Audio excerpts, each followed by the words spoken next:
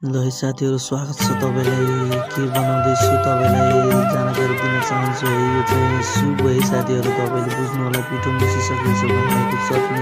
अब हेरौँ है साथीहरू कस्तो हुन्छ है साथीहरू। हेरौँ है, यो चाहिँ म चटनी कुट्दै है साथीहरू। म चाहिँ चटनी कुट्दै चट्ट मिलाएर खाने हो कि साथीहरू। यो चाहिँ फाइनली मोमो बनाउन है साथीहरू। किमा है, यो चाहिँ मासुको किमा है साथीहरूलाई पिठो साथीहरू भाङ्गो है। यो चाहिँ चटनी बनाउनलाई ल है साथीहरू। यो चाहिँ मोमाको भाँडोलाई खरानी लगाइसकेको छ साथीहरूलाई।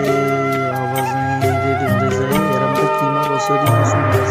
हेरौँ ल, आइसक्यो है साथीहरू, आइसक्यो है। यो चाहिँ हल्का फुल्का है साथी। भाँगाको चटनी पनि छ यहाँ साथीहरू। भाँगाको चटनी यो चाहिँ जानी नजानी फर्स्ट टाइम है साथीहरू। फर्स्ट टाइमको है यो चाहिँ।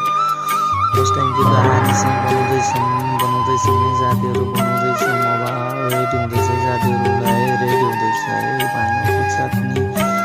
ल फाइनली रेडी भइसक्यो है साथीहरू। फाइनली रेडी भइसक्यो। ल यो चाहिँ घरेलु है, घरेलु मोमो है साथीहरू। घरेलु मोमोलाई आइसकेको छ, बनाइसकेको छ है। हेर्नुहोस् त पिस है।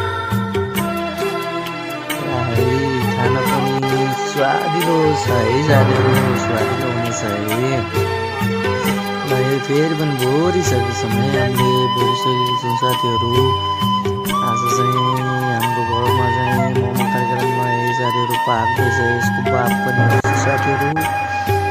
बाबाले चाहिँ जिक्दै हुनुहुन्छ ल है, बाबाले चाहिँ जिक्दै हुनुहुन्छ ल है साथीहरू। अब मैले पनि जिक्नुपर्छ है साथीहरू। अब मैले पनि कुनो रोजौँ भन्ने भएको छ है साथीहरू।